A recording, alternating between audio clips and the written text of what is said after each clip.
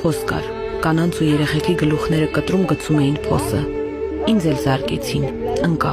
բայց զգում եմ, որ կենդանի եմ։ Արյունի հոտը աշխարհ էր բռնել։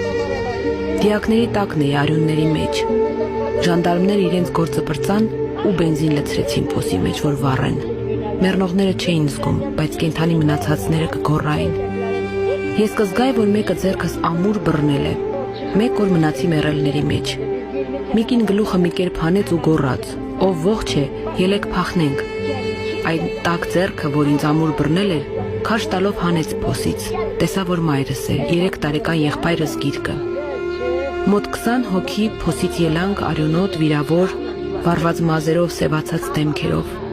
Բոլորս էլ սոված էինք, ոչ էլ ջուր կար։ Գնում էինք օրերով։ Չգիտեինք թե ուր։ Գիշերը քայլում էինք, ցերեկը թաքնվում։ Եղբորս կորցրեցինք, ինչպես ես էլ չգիտեմ։